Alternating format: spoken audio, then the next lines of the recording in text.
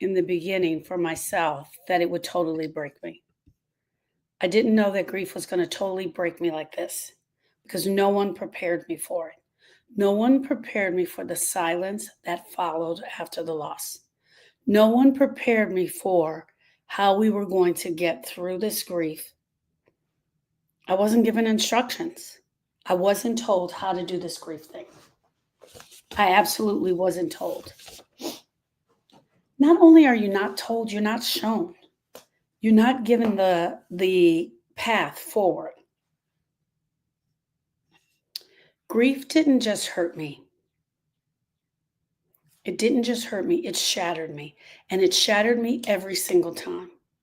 And I believe personally in parts of that shatter, some of it never came back. Some of who I was never came back. That's why I talk about being forever changed. Because when Sharon died, I absolutely lost major parts of me. I absolutely lost major parts of me. Hey, Angelica, good morning.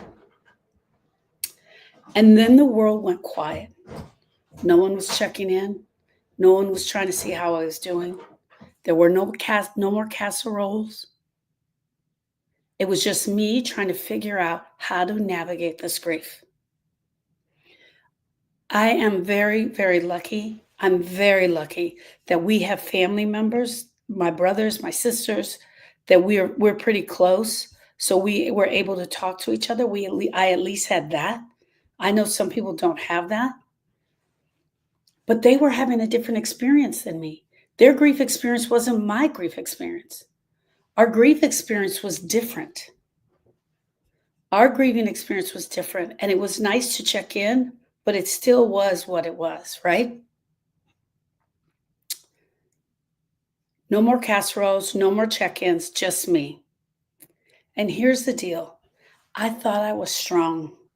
I thought I was strong enough to handle this. I thought I was strong enough that I could get through this. So, something else that I realized about myself the other day, and I said out loud, it's not only that I thought I was strong, I'm also a control freak. And in that control freak atmosphere, I needed to be in control because hear me, friends, as long as I was in control of the entire situation, I stayed in front of everything that was going on. No, grief couldn't get to me. Grief couldn't get to me. It couldn't get in front of me. It couldn't teach me how to grieve because I was trying to stay in front of it the entire time. The control freak that I brought to the situation was keeping me from grieving. It was absolutely keeping me from doing the thing that I should have done all along. If you've been trying to do all the right things and you still feel stuck, I want you to hear this. If you've been trying to do all of the right things and you still feel stuck, thank you, Angelica. I want you to hear this. You are not broken. You are grieving. And there is a path through grieving. And I have cracked the code. Me, Sharon Brubaker, has cracked the code.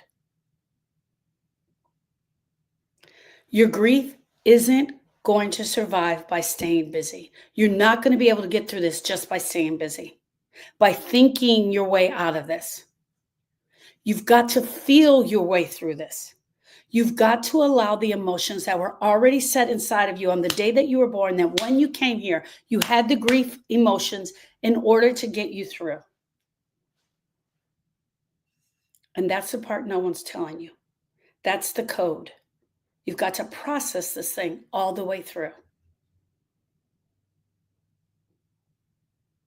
I didn't know grief was going to break me open like this. I didn't. Sometimes when I think of her, the old me, the me before the grief, she seems so innocent.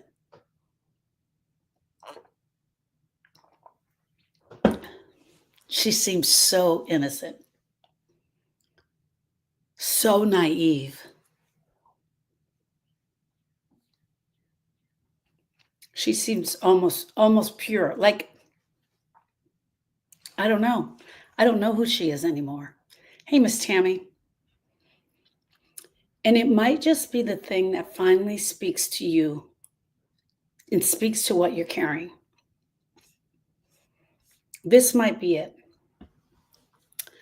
So, what we're talking about is how I didn't know that grief was going to break me open like this. And I'm saying it with my whole chest to you. I know things now about grief that I never wanted to know. I have experienced in my grief where I was absolutely broken down. I simply thought I was strong. I thought I could handle anything. I had survived hard things. Friends, my husband was in the motion picture industry. So here I am. I was young. We got together when I was in my just turned 21. I had just turned 21. I had my first baby at 23. And he was in the motion picture industry, so he traveled a lot.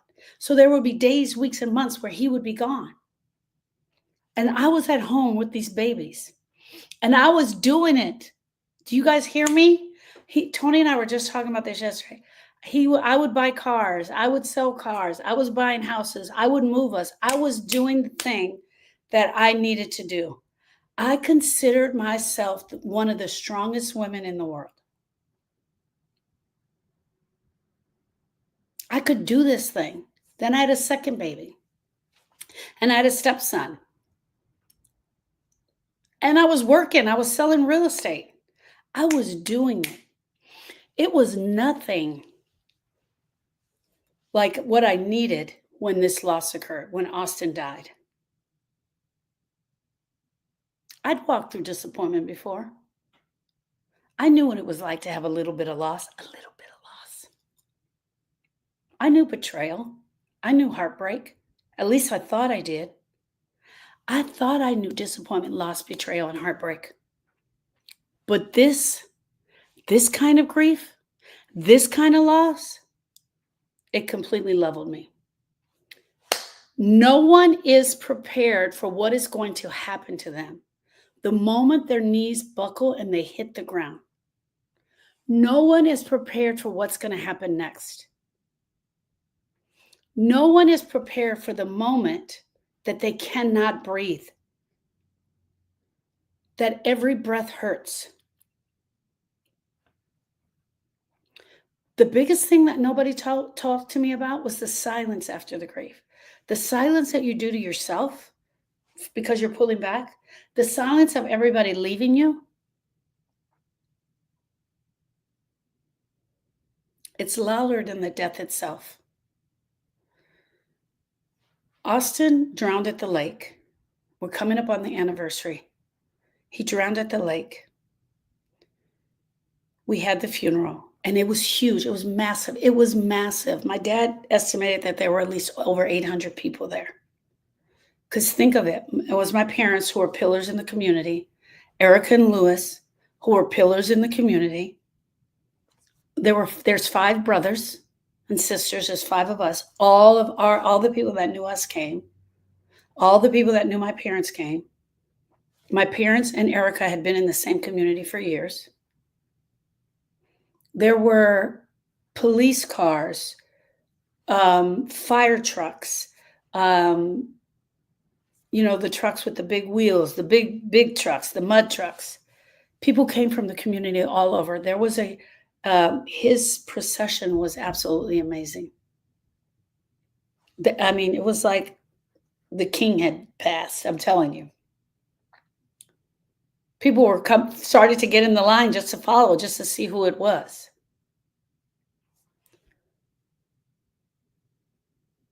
After the funeral, we went to the church hall. After the church hall, we went home.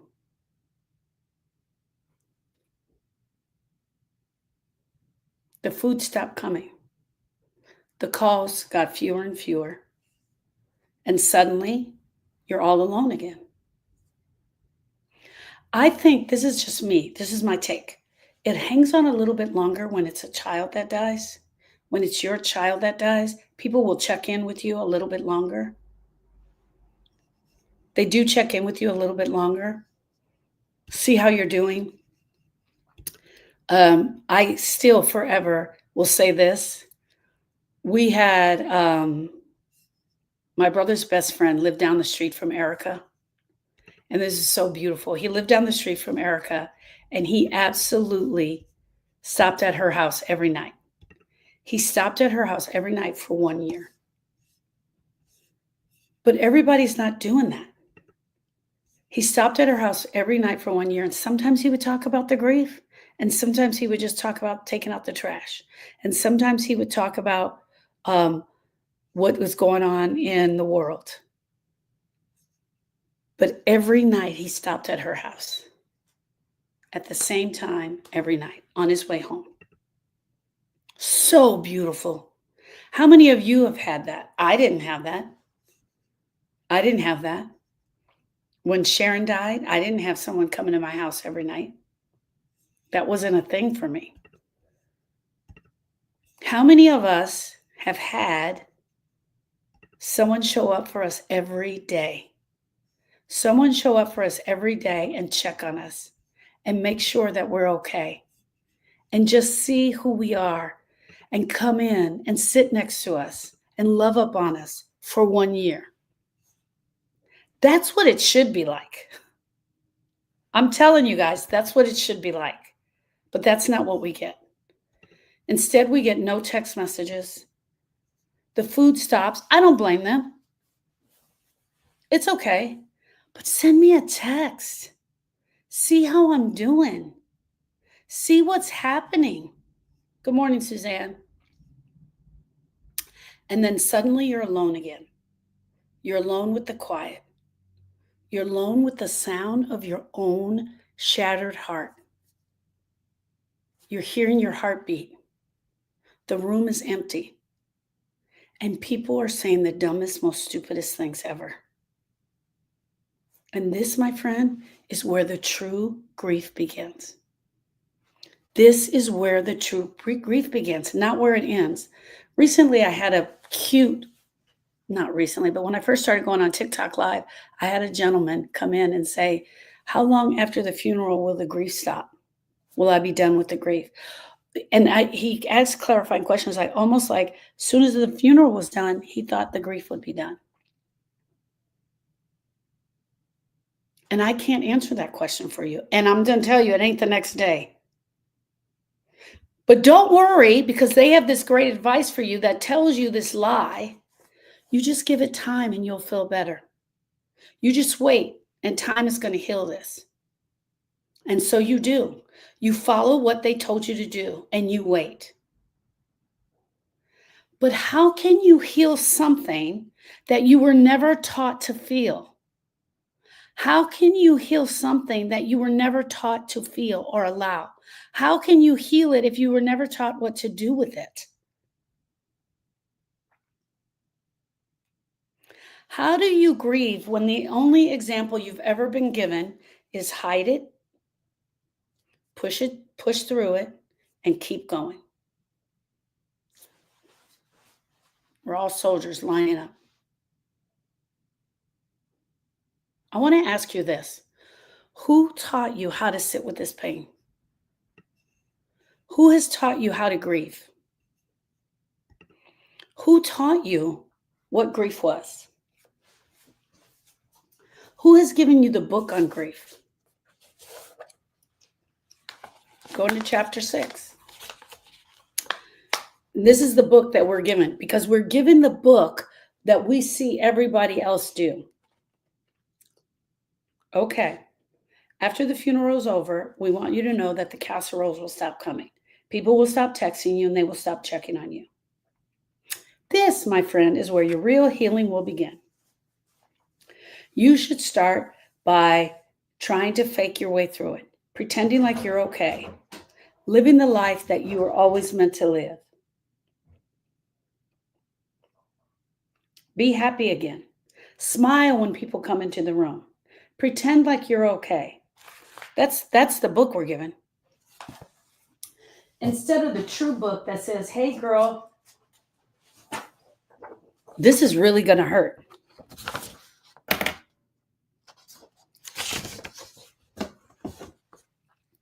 Instead of the true book like Grieve That Shit.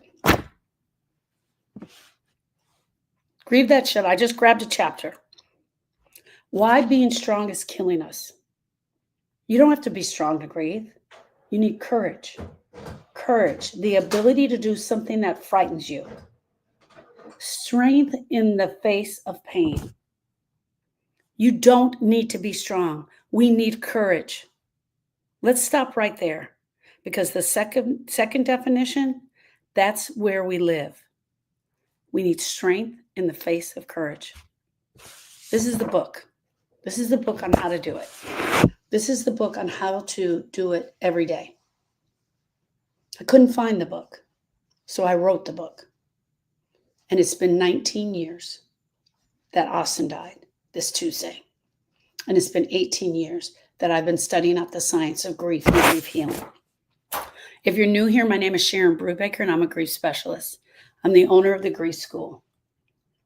The Grief School is the place where healing begins. So if your answer to the question of who taught you how to sit with this pain is nobody, nobody taught me either. But I just knew there had to be a way. That was the thing. I just knew there had to be a way. Nobody taught me, and that's why I went out to find out. That's why we talk about grief here. We talk about the rawness. We go down and deep into the rawness. Why? Because the average person around you is not talking about it. They're not allowing you to share your truth. They're there. Okay, he wouldn't want you to be this way. He wouldn't want you to still be this way. You can't be crying like this. You can't keep trying like this. Here's the truth, my friends. This pain is not going to go away just because you want it to. You cannot will this pain away. It will not fade over time. It is not going to fade because you're tired of hurting. It won't loosen its grip until you face it. Hear me out. I'm going to say it again. It is not going to loosen the grip that it's holding around your heart until you face it.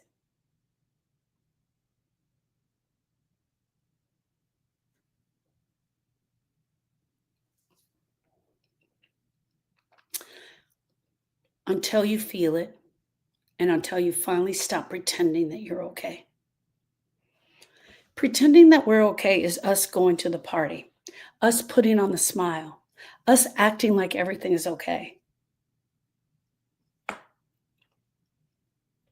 Friends, I know what it feels like to wake up every single morning and remember that they're gone. I know what it feels like to wake up every single morning, know that they're gone, and know that you have to go through another day without them. I know what it feels like to scream in your car, bang on the steering wheel. I know what it feels like to cry in the shower.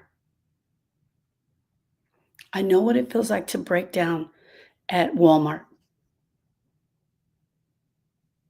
when you see their favorite cereal on the shelf.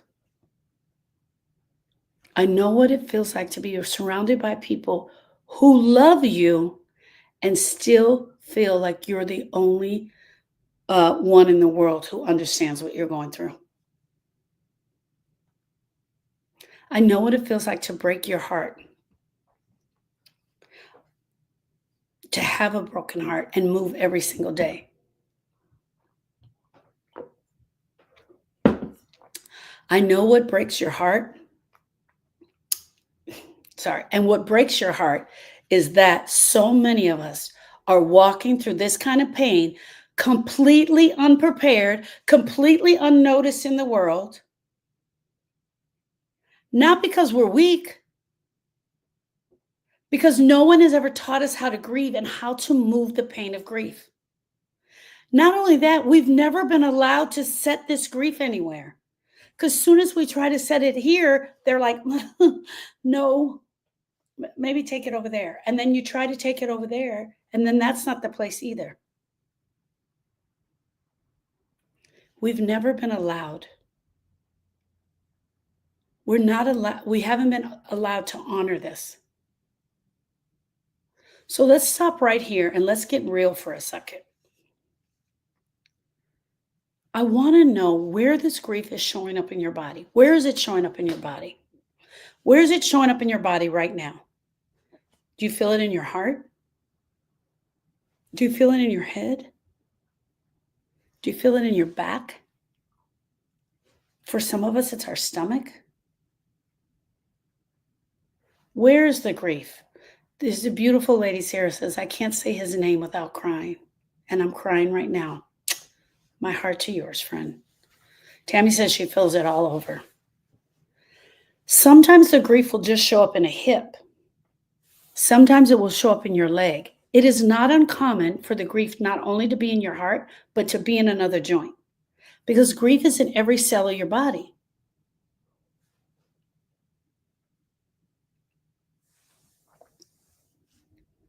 Who am I without them? I wake up every morning and I have to realize who am I without them? We know for a fact that grief is a full body experience.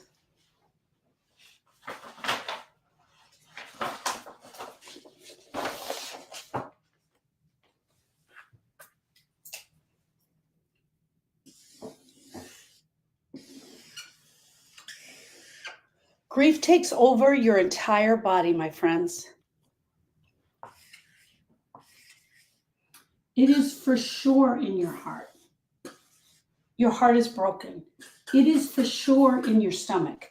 We know for a fact you can feel it in your stomach because your heart sits just above your stomach.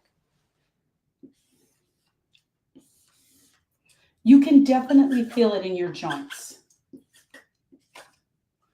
You feel it in your nervous system. That's what makes it the whole body experience, because every cell, every ounce of you has it right there.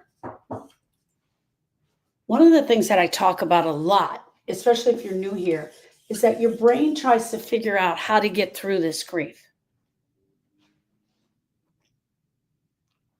So it's not uncommon for us to be thinking our way through the grief or trying to think our way through the grief.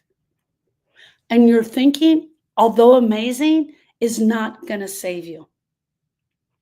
The only way through your grief is right through your heart, my friends, feeling every emotion that comes up for you. A beautiful sister here, 07, says, my brain hurts. Yeah. Your brain hurts because when it feels this thing in your heart, it's trying to keep you away from that.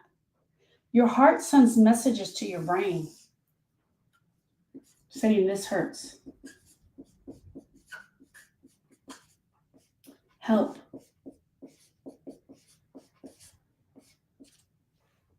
And the brain is like, I got you. I'm going to figure this out. And that, my friends, is what we call intellectual grief. There are two types of grieving experiences. There's intellectual grief and there's emotional grief. Most of us start in intellectual grief. We do. You have to. Think about this. Everybody starts in intellectual grief and you have to. And here it goes. Austin died on June 17th. On June 18th, I went to the funeral home. On June 18th, I went to the funeral home with my baby sister, Erica, to talk to the funeral director. It was a Sunday. I didn't walk into the funeral home and lay my heart on the table and break down. I showed up as strong because, look, she and I were walking in there together. We were going to gather information. I went in there with this. Because in the very beginning, we have to take care of the business of grief. And when we're taking care of the business of grief, we are 100% using our brain. We are 100% using our brain to take care of the business of grief. But what happens, and we're supposed to do that, what happens is that when we go into the business of grief and we go into the brain, sometimes it's hard for us to shift back down to the emotional. Why? It's not sometimes hard. It is hard because it hurts. Shifting back down to the emotional part of grief hurts. The pain in our heart hurts.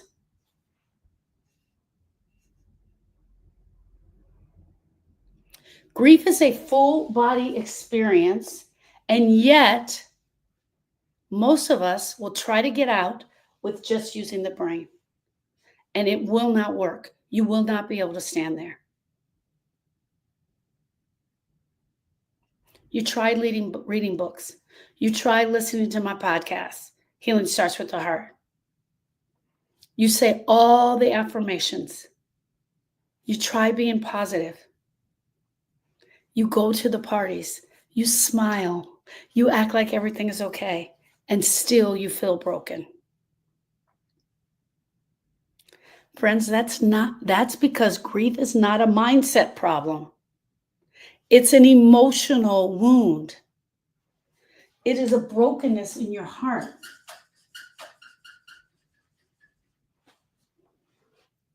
When your person died, it's like someone took a knife and stabbed you right there.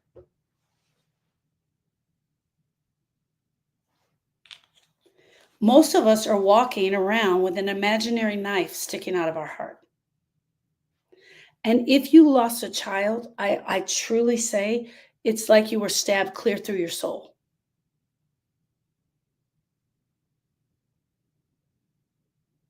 Most of us are walking around with this imaginary knife. Everybody is talking to us, but ain't nobody talking about this dang knife. Here's the thing about the knife. It stays in there and it moves. And every time you go to say anything or say something about the grief, or you're reminded of them, the knife moves. And every time the knife moves, it cuts. And little drops of blood fall out. And this happens, my friends, over and over and over again throughout the day. Nino says they don't feel the knife. You're right.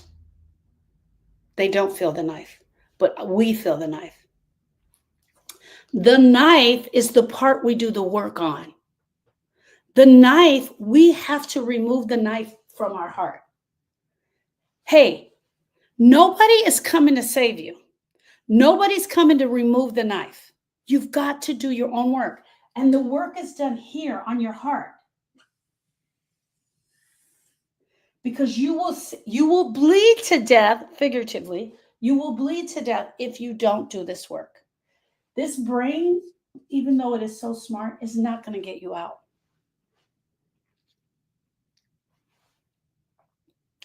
The emotional wounds don't heal through logic.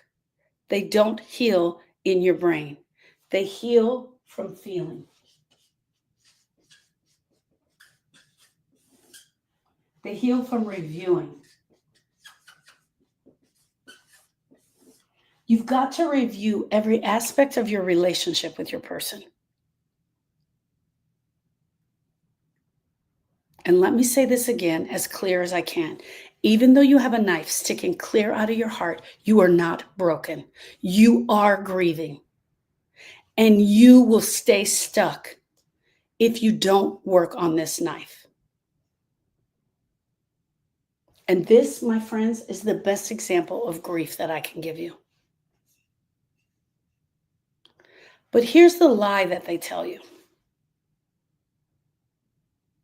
They tell us that we're going to be like this for the rest of our life. They tell us we're going to stay stuck right here. It is a lie. Your job is to look at this knife. Your job is to talk about the knife. When you remove the knife from your heart, when we remove the knife, the hole is still there. This hole stays in our heart. That's our missing them. That's our longing for them.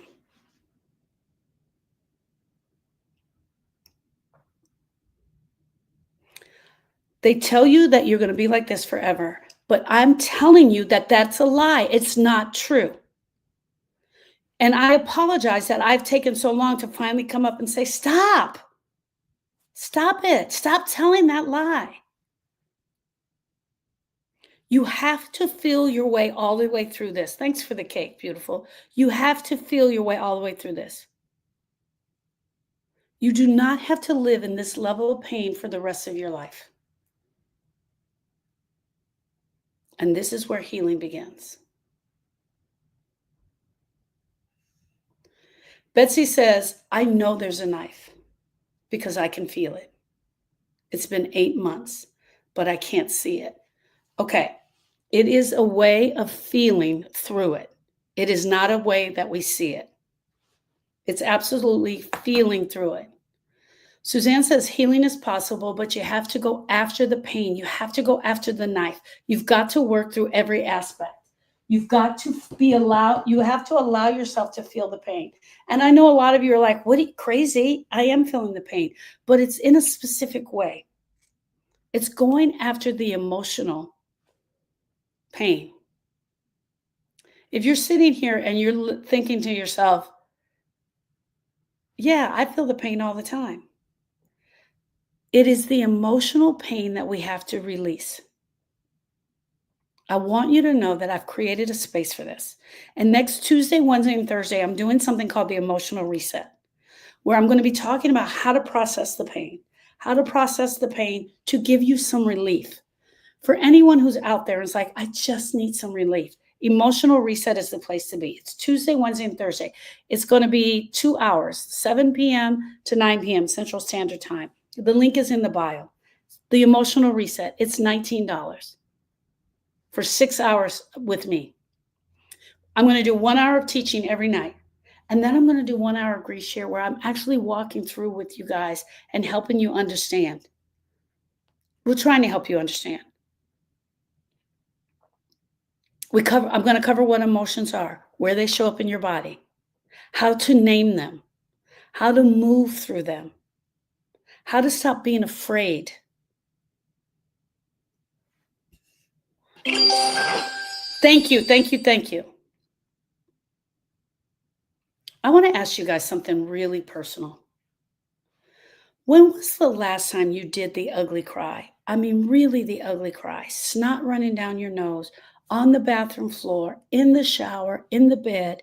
Just did the ugly cry.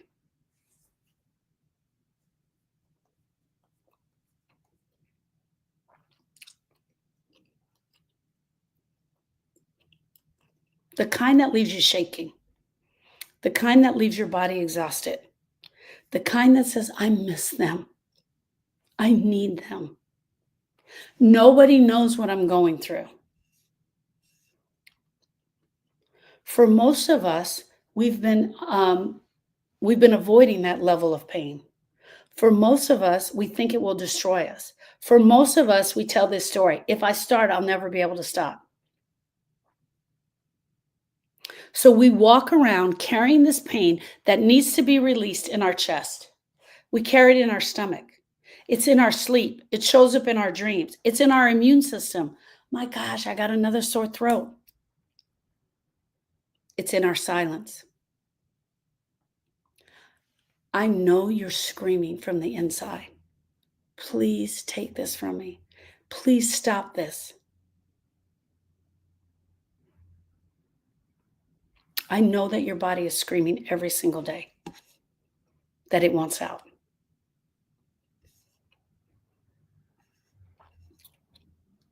Friends, you're never going to be able to move forward unless you stop pretending. Unless we stop pretending that this isn't really happening, that this isn't my real life. Until we stop pretending, we're not going to be able to move forward in the grief. I say this all the time, and I want you guys to hear it because it's absolutely true. This is part of the code that I cracked. And this is the part that you need to learn. This is the code that I cracked, and this is the part that we need to learn. We do one of 4 things when we come upon a grieving experience. And for most of us, we do number 1, we resist. And resist is intellectual. Why do we resist? We resist because nobody told us, girl, this sucks. You got to feel it. Lean into the suck. Suzanne says, feeling the pain is not the same as going after it and working through it. I agree with you, Suzanne. First we feel it and then you go after it. I agree. The number one thing that we do is we resist. We resist the grief because this hurts. We resist the grief because every time I move fast, this knife gets jiggy in my heart. We resist the grief because I'm bleeding to death. The second thing we do is we avoid. Also intellectual. But we're so good at avoiding, we have tools to avoid.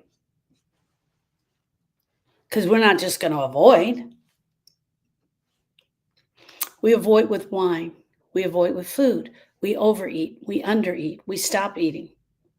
We avoid with shopping. We avoid with scrolling. Because I don't want to look at this knife that is sticking out of my heart. I can't talk about the blood that is pouring out of my heart. Suzanne and I just talked about this last week. Nobody can see the wound, so nobody is treating the wound. The wound is there and it is absolutely bleeding. We are bleeding out, but I don't know what to do with it, so I use these tools. And one of the tools that I use is wine. I use scrolling. I use TV. And I use shopping. And I'm telling you, those are just a few. There are way more than that. We resist our grief, we avoid our grief, and we pretend. Also intellectual. Also comes from the brain. Pretending looks like, hey girl, come to the baby shower. My daughter's having her baby shower. I want you to come. Oh, that sounds great. Thank you. And then we go to the baby shower. And we're absolutely freaking miserable. We're at the baby shower and we're pretending with a smile. We're pretending. But we're thinking this thought the whole time. Does anyone know? Do they know? Do they know how much pain I'm in? Do they know how much this hurts? Do they know I'm dying on the inside? Some of us leave the baby shower because we can't even stand it. We pretend at work. We pretend at church. We pretend at school. We pretend with ourselves. We tell ourselves that today is going to be a good day.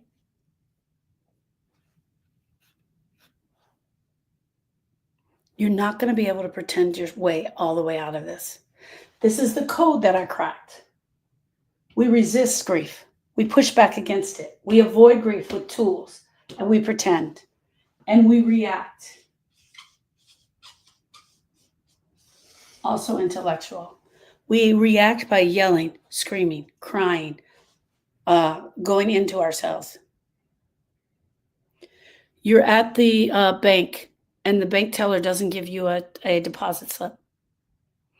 However, I know none of us go to the bank anymore, and we never get a deposit slip. I get that. And she has this way about her. She doesn't know that your husband just died. She doesn't know that you now have to go out and get a job. She's treating you like, And all of a sudden you go off on her. Not because it's her fault.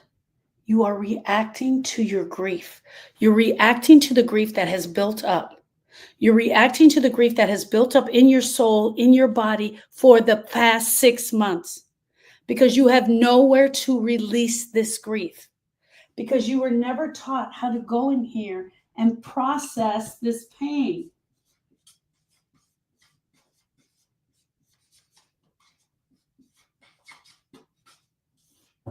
Friends, I know that there are heavy hitters out there, names that you know, that are telling you right now that you're going to be like this for the rest of your life. That are telling you that there's one of 5 stages that you're going through. It is a lie. Processing the pain of grief is possible. Moving the pain of grief in your heart is possible. And I'm here to tell you that you will never forget your person. They're not leaving you.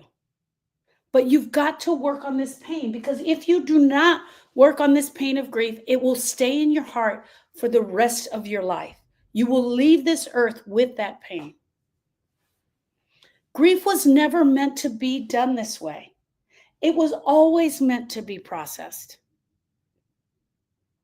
It was always meant to be processed. But here they go telling us,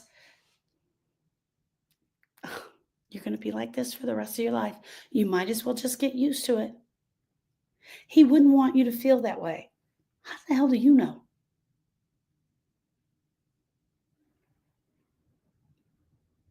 Betsy says, I retaliate. I inadvertently make others feel bad. I yell at them for mistakes. That's it. Because here's the deal, Betsy. When we yell and scream at people, when we react and we yell and scream, we actually think we're processing grief. We think we're getting the grief out. We think it feels good. It is a way to get out energy. Energy actually comes out of here when we yell and scream. It's not the energy we're looking for. We're looking for the energy that says, this hurts. This is painful. This is sad. I'm broken. I'm mad. This sucks. This is what I'm looking for. That's the grief I got to get out of there. He left me. He left me all alone, which is an intellectual thought, but sends some emotion.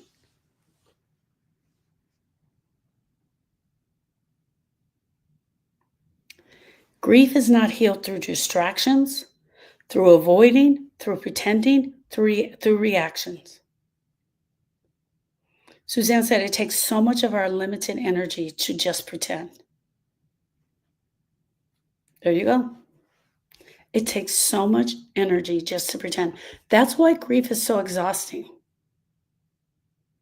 That's why grief is so exhausting. Sam said, thank you. My mom passed away 11 months ago, and I miss her. I'm glad I found you. Thanks for helping me. Everything changed. I miss you, Mom. She passed away suddenly, and everything is different now. My heart to yours, Sam. Thank you for the share. Thank you so much. What is Mom's first name? Tell us her first name.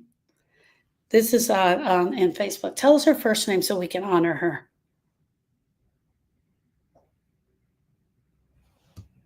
If you're sitting in silence after the loss, if you feel stuck, I want to tell you this is your invitation to do something different, and it is called the emotional reset. Learn how to start working through this. Learn how to start working through the resist, the avoid, the pretend, the react. This is all what we're doing. All of us are doing it.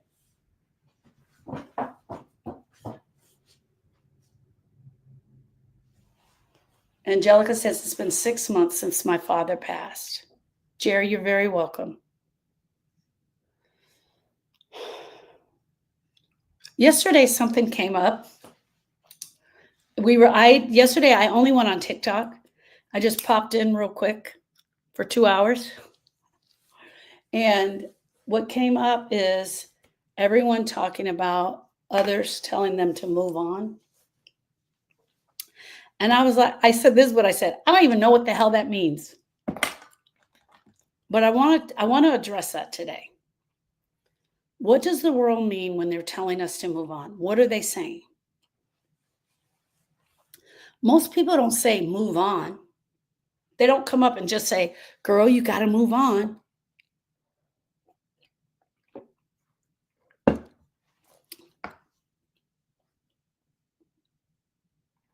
They don't just say that, they say it in other ways. Most people don't just say move on because they're deep in thought about their pain or about the love or about your loss. Most people are telling you to move on in certain ways because they are uncomfortable with your grief. They are uncomfortable with your grief. How asinine is that? Your grief reminds them that they could lose also. Your grief reminds them that without a doubt, this will be them at some day. Your grief reminds them that they're going to be there. They want you to stop grieving so that they can feel better. They want relief from your grief. The other thing is, they want relief from your grief. They want relief from your grief because they don't know how to help you. They don't know how to fix this. So it's much easier if you just move on than have them trying to figure out how to fix it. They feel uncomfortable and they want relief because they don't know how to fix this, so they want it over. The third thing is with the move on, they equate healing with forgetting. They think you should just forget this. Think about that. How was I going to forget Austin? How was I going to forget Sharon, my very best friend in the whole world? The world has tried moving on. It's exactly what happens when you're listening to the news and they're like, when you get closure, what the hell is that? What is closure? That's part of the move on. They equate healing to forgetting, right? So they want you to forget and move on. They want you to start dating again. They want you to be happy again. And none of that is about you being complete in your grief. None of that is about removing the knife. They're not looking at the blood that you're bleeding out of your heart. I wouldn't say it's not that they don't care. They just don't know what to do with it.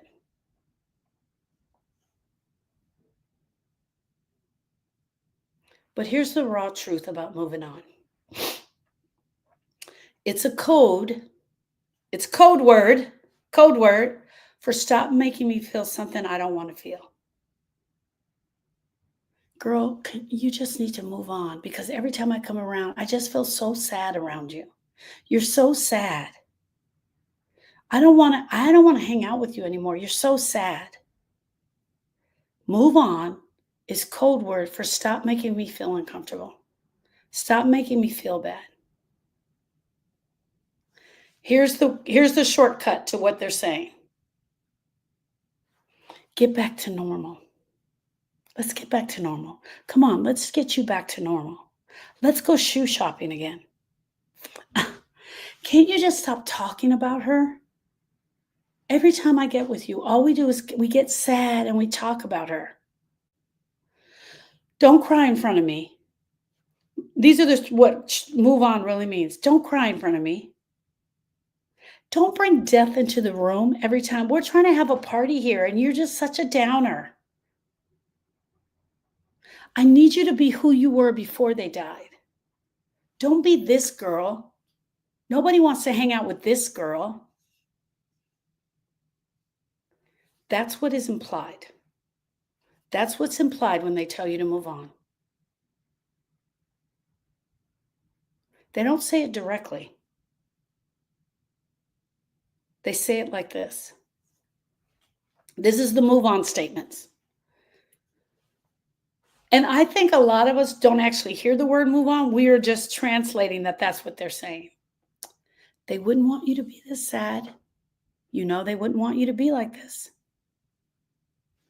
You need to be strong for your kids. You need to be strong for your mom. She needs you right now. Girl, you know what this is? It's time for you to focus on yourself. Every single one of these translate into move on. You still have so much life to live.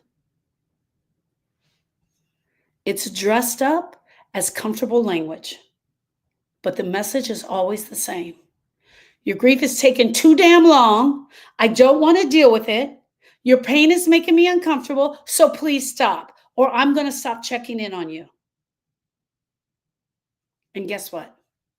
You don't know how to stop. You don't know how to stop because your heart is bleeding from the knife that's sticking out of your heart. You absolutely feel like you're dying, but they can't make space for it. And that's when grief really gets lonely because you're not just grieving the person that you lost. You are now grieving the people that didn't show up for you. Thank you, Suzanne, for the hearts. You're now grieving the person who didn't show up for you. You're grieving your friend who you thought would be there and she hasn't shown up. You're grieving the loss of their understanding. Shit, you're grieving the loss of your own understanding. You're grieving the loss of the patience that you're not getting.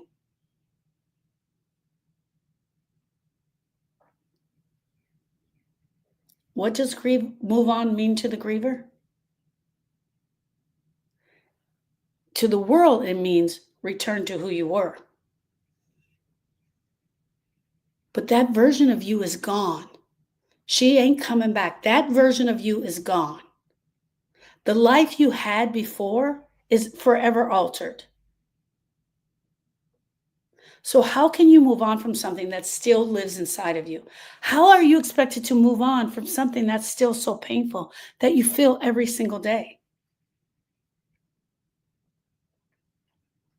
You step forward with your grief. And for most of us, I'm so sorry.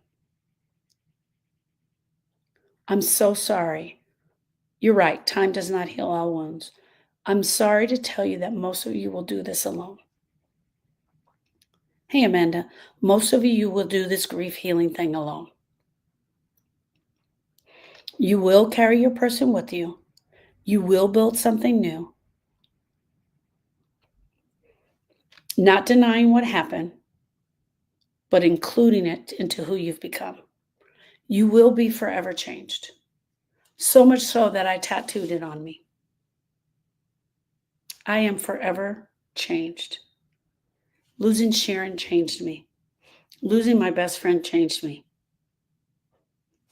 I was saying earlier, if you guys aren't here, that sometimes I look back at that girl who I was before Sharon died, and she seems so innocent and so pure. And to have gone through a grieving experience changes you forever. Changes your heart, it changes your body, it changes your soul. You never go back to being that person again. It's not bad. I'm not mad at myself. I don't hate who I am now, but I sure miss my life from back then. You carry your person with you for the rest of your life. You're going to build something new, not by denying what happened, but by including them into your life. So let me flip the script because we were talking about the moving on. This is what I teach at the grief school. You don't move on, you move with. You don't move on, you move with. You don't forget, you integrate. You integrate the grief, the loss, the brokenness, and your love for them into your life. You don't return. You will never return to her. You rebuild. You absolutely rebuild.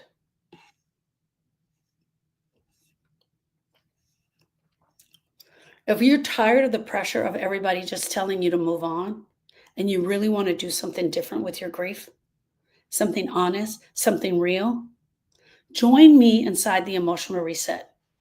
It is the 17th, 18th, and 19th. It's next week, Tuesday, Wednesday, and Thursday, 7 p.m.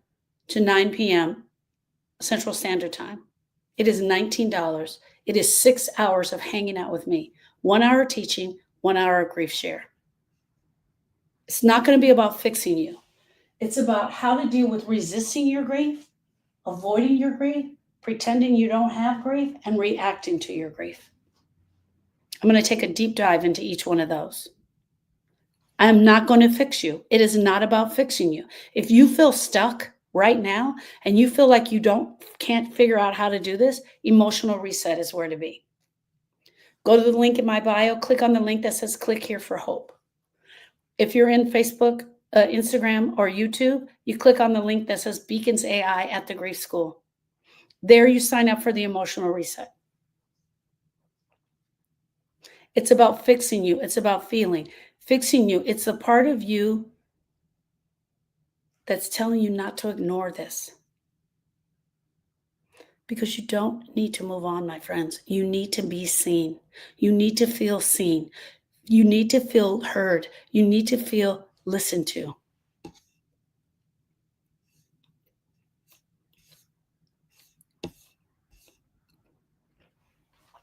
Grief absolutely broke me. And I've had 4 major grieving experiences that I share in here. I actually have 5, but I have 5 major grieving experiences that I share in here.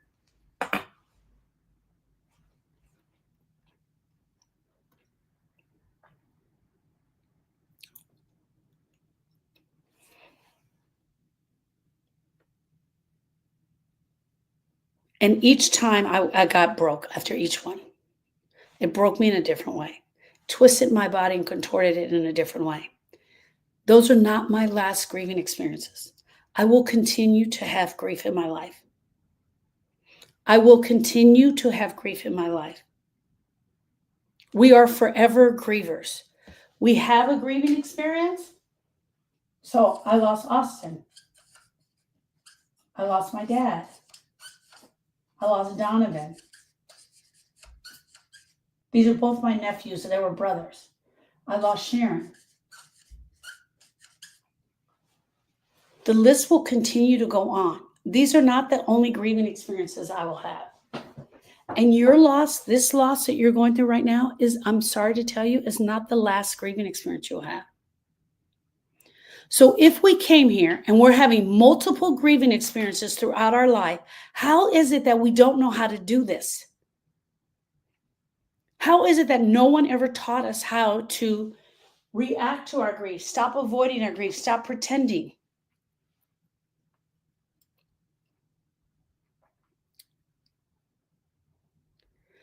Grieving is not the end. Grieving, this process, it breaks you every single time in different ways. But we have to learn how to move through it. Friends, I learned so much after Austin died. Erica and I learned so much. That's when we became grief specialists. I was a grief specialist. I still grieved for my dad. For 1 year, it was at the 1 year anniversary that I got the biggest relief. I still grieved for my dad. Then Donovan died. I grieved all over again. It was after Donovan's death that I created this through watching Erica.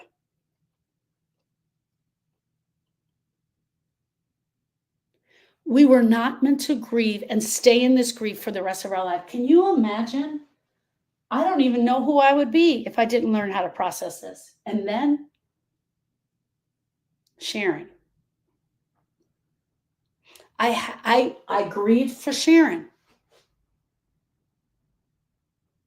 I did the deepest grieving I've had, I did with Sharon. My biggest loss to date is Austin. And I think because of the trauma from it. He was 10 years old. He drowned on Father's Day weekend. The day before Father's Day, he drowned at the lake. Grief broke me, but breaking me wasn't the end. It was the beginning. And even though no one prepared me for the silence that followed, I eventually broke the code on how to do this grief thing. I found my voice inside of that brokenness, and I promise you will too. Let this be the moment where you stop pretending. Let this be the moment where you stop just surviving. We were never meant to just survive in our grief. We're meant to go after it. We're meant to go through the pain. It is going to be painful. I'm not going to lie to you, but it is not 5 freaking stages.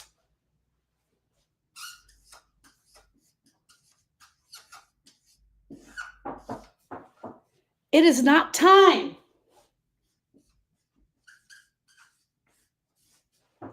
It is not keep busy.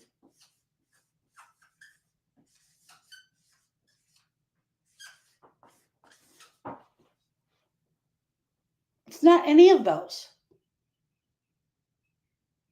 Go get a new boyfriend. He wouldn't want you to be this way. It's none of that. This is the moment where you stop pretending. This is the moment where you stop just surviving and you start doing some healing. You didn't need permission to fall apart. You need permission to grieve. You need someone to remind you that you're going to be okay. You need someone to tell you, hey girl, I got you. And if no one else has said it lately, I see you. I see your grief.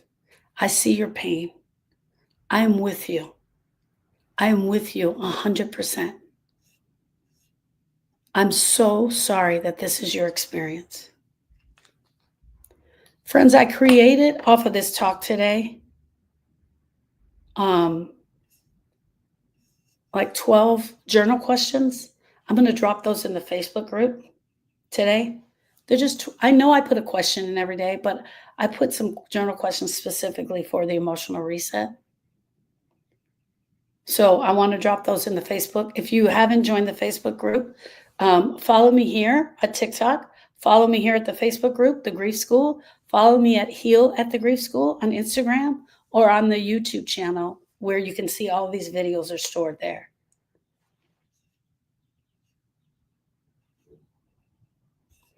I want to speak to the version of you that can't believe this is your life. I want to speak to the version of you that thinks you're going to be like this forever. I want to speak to the version of you that hasn't been able to figure a way out of this. Where's that girl? Where's she at?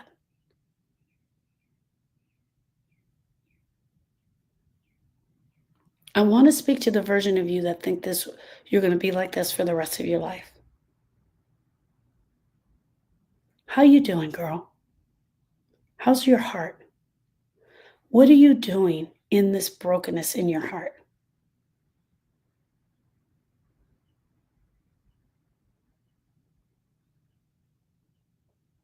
The truth is that grief is going to make liars out of us all. It really is. Because what you're really saying when people tell you that, you're saying, I'm fine. I'm okay. And what I want you saying is the truth. This is harder than I thought. I'm working on it. This is harder than I thought, but I'm figuring it out. That's the truth I want you saying. I want you saying that to everyone. All right, TikTok, hang on. I'm going to end the live right now. Thank you all so much for being here. Thank you for joining me. Thank you for joining me today. I want you to know I see you. Click the link, the Beacons AI link, the Beacons AI at the Grief School, and join me for the emotional reset. Thank you, friends.